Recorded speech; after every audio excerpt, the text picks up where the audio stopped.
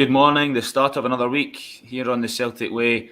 Still International Week. Scotland's game against Austria is tomorrow night, and then Celtic are back in action this weekend at home to Ross County when things start to get more serious and the fixtures pile up, guys, with the Europa League as well, group stage kicking in. So what we're going to do this morning is just have a chat about the Scottish boys and the Celtic squad and how they are getting on, or have been getting on, could get on if they're picked to play against Austria tomorrow night. I suppose that the one constant, Sean, is Callum Mcgregor. He'll be there. There are a few others that are in and around the squad. David Turnbull came off the bench the other night. James Forrest had to pull out with injury.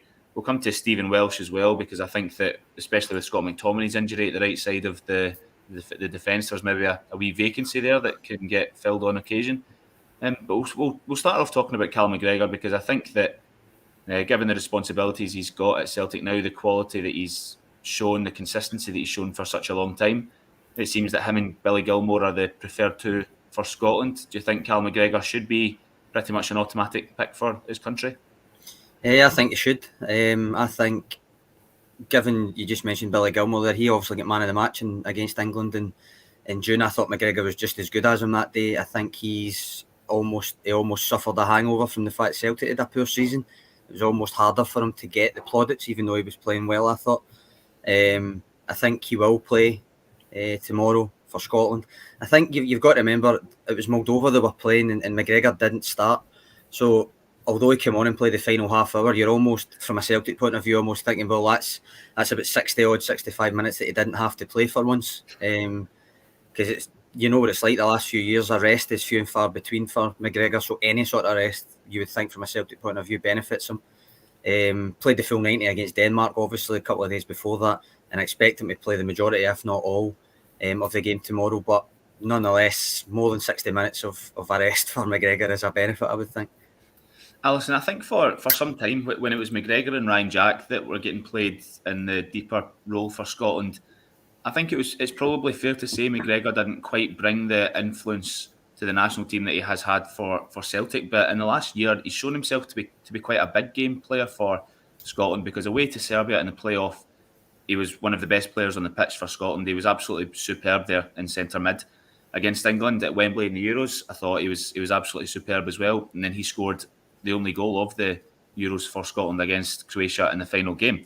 So I think that, given that tomorrow is a huge occasion for Scotland, absolutely must not lose. It's certainly arguable to say must win.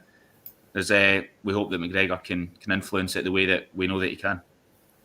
I don't think there's any question that he's a huge influence on the national team and at Celtic, of course. I think he's a quality player. I think Callum McGregor's a player that's shown he's comfortable on the ball so often. He can take the ball in tight areas. He can take the ball under pressure. He can see a pass. He can play a more offensive role. He can also sit in and just protect the back four too, as we've seen more of late. I don't think his talent is in question. I don't think the quality he has is in question. And like you guys, I fully expect that he'll have a pretty significant part to play in Vienna tomorrow night for Scotland. I think also he's a quiet leader. I think he's maybe different from the sort of leadership qualities that Celtic and Scotland would have seen under Scott Brown. But I think at the same time, he's a really good, experienced professional player, and he's also one of the real quality players within the national fold. Do you think that him and Gilmour, Sean, are the two most obvious choices if Scotland are going to be playing with McGregor there and someone else, and then maybe one ahead of him, maybe Turnbull or Christie or whoever it is, McGinn? I think probably. I think it would probably be John McGinn if everybody was fit and firing, you would think. Because I think he's just emerged as a key player in general, so I would imagine he would start if everybody was fit. I think I've no problem with Gilmour and McGregor playing as a kind of a double pivot if you want, because the two of them are so comfortable on the ball and can take the ball, as Alison said, they're in tight spaces and stuff. I've harped on about this about McGregor for Celtic, that is him playing as a single pivot for Celtic is so key for me, because of the way that the defence can just give him the ball if they're not sure. If they don't think there's another option, he can take it whether he's under pressure or not. And I think for Scotland, with the three at the back, you could almost argue the same is true. Like if someone isn't feeling that they can really spy the pass, even though you've got Tierney there and stuff who can do it, but if anybody's in any way worried, then you've got Gilmour or McGregor there to give the ball to, and they both can take it under pressure or not, and then make it work. And I think that's key for a team like Scotland, who at times might struggle otherwise to keep the ball for lengthy periods of time. Yeah, Steve Clarke's a massive fan of Mcgregor, and I think that as long as he's fit, he'll be in the Scotland team, whether it's next to Gilmore, which I think it seems to be going forward, Clarke's preferred choice. Now, one man that has been in the recent squads as well, Alison, but hasn't really stamped his authority yet, again, no fault of his own. I think there's just a pecking order for now, is David Turnbull, as we just mentioned with Sean there, that McGinn has come on to a right good game for Scotland over the past 18 months to 2 years. Ryan Christie's there as well, and various others that are in the periphery of the squad. So Turnbull has been given the international recognition, a couple of caps, but not starting yet. Is that something that you expect to see develop over the coming months with the national team, Turnbull to force his way into the 11? I think it only comes... I think it's very much dependent on what he does week to week with Celtic. I think at the minute there are established players in front of him that have shown that they're good enough to stay in there just now, and I think it really is up to him to do it on a consistent level for Celtic and do it on the big stages too. You know, it's where it will count in terms of the Europa League campaign that's on the horizon. Other derby games that will come up. I think it's about showing that you have the quality to cope with the pressure of the big games and the big occasion, and also to do it on a very consistent basis. That's a fair comment, Sean, because Turnbull's looked good this season for Celtic, but in the two biggest games of the season so far, against Alkmaar away and Rangers, he didn't really have the influence that he can have from centre mid. Do you think that that's got to be top of Turnbull's priority list to become not just an impressive player for Celtic, but a very influential player when it matters most? I would agree with that. I think he'll probably be disappointed himself that, given the way that he played in the games surrounding those two games, that those two games happened to be the games that he didn't quite shine in. The Rangers game in particular, I think we'd all agree he was particularly maybe poor. I think when it comes to the Scotland team, a game against Moldova is exactly the kind of scenario where you arguably could have used Turnbull more than the 7 or 8 minutes that he got. I think given that, again, although they won the game, and as Andy Robertson tweeted out after it, it is technically all about the 3 points.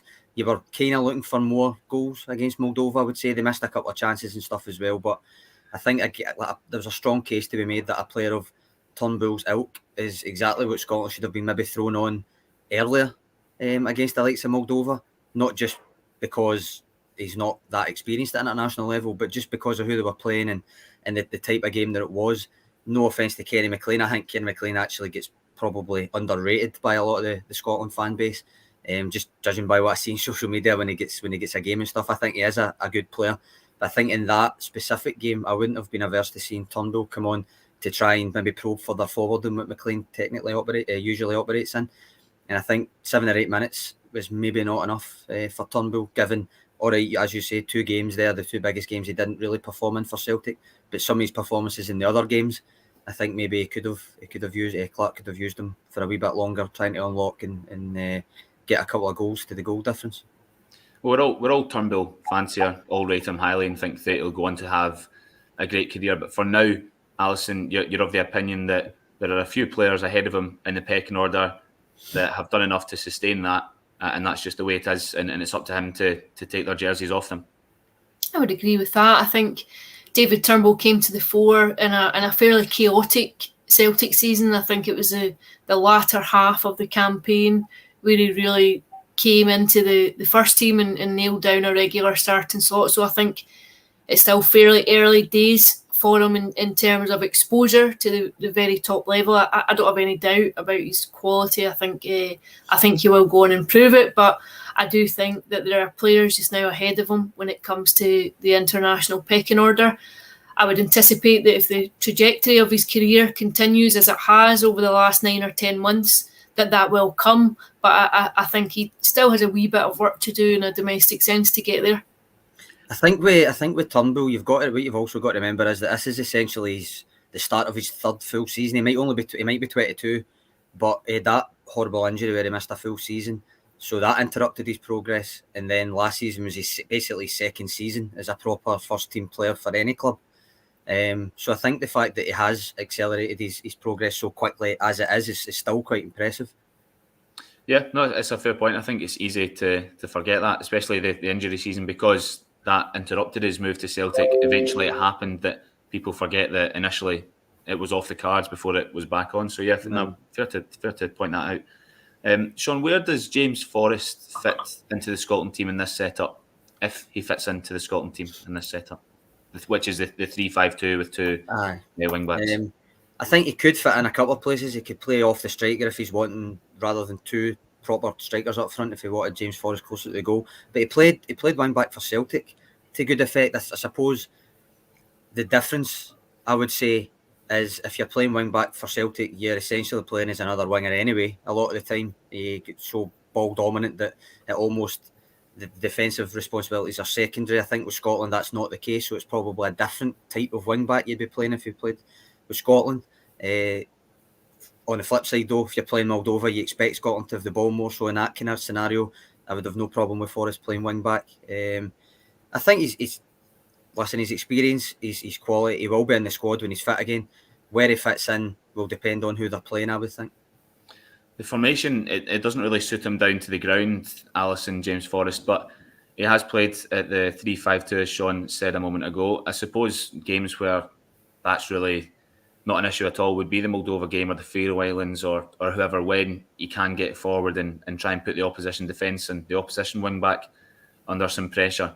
Looking back at Forrest's international career, he scored the goals that took Scotland to the playoffs from the First Nations League. He scored his hat-trick against Israel and a couple against Albania before that. But genuinely, apart from that, I don't think Forrest has performed the same way for Scotland that he's shown he can and has done for Celtic. I would take that in. I'm not entirely convinced by that argument. I think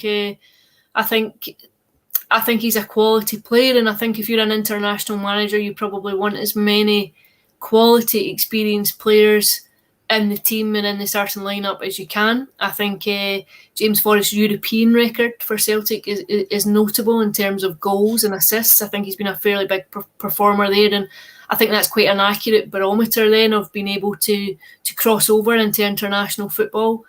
And I think you want to get in players who have something to contribute and who you know can cope in that environment.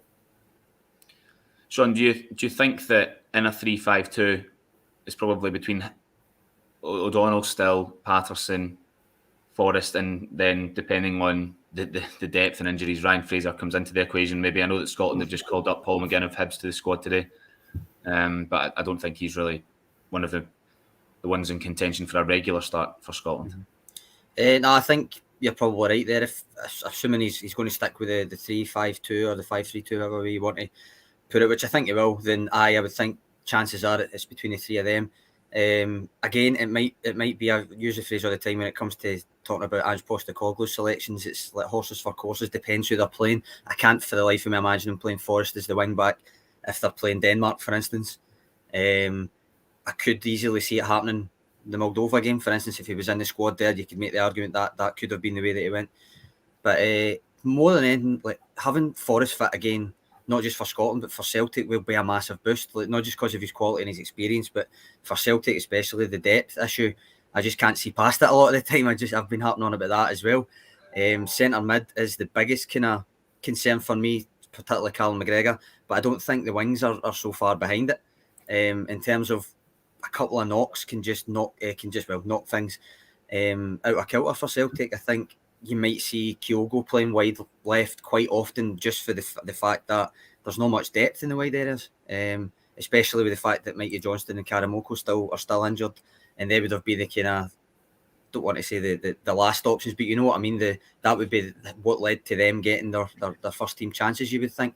And if they're injured and not capable of playing, then it's really not good reading to see the depth in those positions. So having Forrest back for that is a massive boost for Celtic as much as it is for Scotland and future squads. Totally, yeah. I suppose that the last player that I would like to talk about anyway is Stephen Welsh. Scotland, from nowhere really, from having very few centre-back options, now have a number that are right on the periphery of the squad, and there's an extra place with the three centre-halves getting picked, but I suppose we can assume one of them's Tierney. I suppose we can assume one of them will be Grant Hanley, and then on the right side, if Clark doesn't play McTominay there, it'll probably be either Jack Hendry, but then there are a few others, maybe Jason Kerr, who's just left St Johnstone for Wigan, John Souttar of Hearts, but Stephen Welsh, who I don't think 6 months ago will have been on the radar whatsoever. But now, Alison, if he continues at this rate, will be quite hard to ignore, at least for a squad place for Scotland. Again, I think it's about doing it on a consistent basis. I think it's about making sure that you're a pick for Celtic. It'll be interesting to see just what happens once Christopher Julian is fit again and available for selection. And then obviously there are other choices there, given that you get Carl Starfelt and you've got the other new additions that have come in. So there will be choices to be made, and it remains to be seen whether or not he stays within the Celtic starting lineup, which I think he needs that exposure. If he's going to stay within international contention, he would need to be visible at Celtic on a weekly basis. Sean, just bear with me a second, because my laptop said low battery and I forgot to plug my charger in at the mains, so just bear with me a second.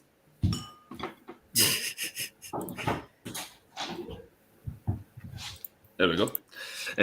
So Stephen Welsh, there or thereabouts, but not quite. Is that fair for Scotland? I think so. I mean, I'd agree with what Alison just said there. I think his first concern will be trying to continue playing for Celtic. Really, I think if he ties that up, I think Scotland follows logically, and I think I've said a few times I've praised him a lot. I think he's improved even from last season to now, and I think he's shown a willingness to kind of play with the ball out, try and come out from the back with it and stuff, which actually could benefit him on the right-hand side of a back three for Scotland as well, if he's willing to do that. But I think, first and foremost, he's got to try and solidify a place, or a regular place anyway, playing for Celtic. And I think then the Scotland squad will follow for him. I think what we've been saying recently, though, Sean, is that he's probably been the most impressive and consistent of the centre-backs at Celtic. So just because he's the younger one and he didn't cost 4, 5, 6 million, I don't think that necessarily means that he should be the last in, first out, you know? No, I agree. I don't think that's what it should mean at all. And Celtic will, I mean, we've pointed out before, they might have 55, 60 games this season. There will be chances for rotation and stuff, and they've now got 4 centre-backs there, albeit Julien's still a wee bit away from actually returning. I think from Starfelt and Welsh, I've been more impressed with Welsh, but then you've got to think Starfelt they paid money for, and he's still settling in. We'll need to see how Carter Vickers does as well, but he's an international standard player as well so far. But no, I agree with you. I don't see, if Welsh continues to play well, you would think the way that Postecoglou's set his stall out so far, that if you play well, he won't just drop you right away, or he would have played Juranovic at right back against Rangers and stuff like that kind of thing. I do think that it seems like the kind of manager that if you are putting in the performances for him, whether you're the most inexperienced at that position or not, if you get the chance for it, he seems to be the kind of manager that will give you that run in the team. Great. Well, that wraps us up for today. As we said earlier, Scotland against Austria tomorrow night, and then it's back to domestic business from Wednesday onwards. So we'll be back tomorrow, and we'll find something else interesting to talk about during the international week. All right, Sean, Alison, thank you. Cheers, Andy.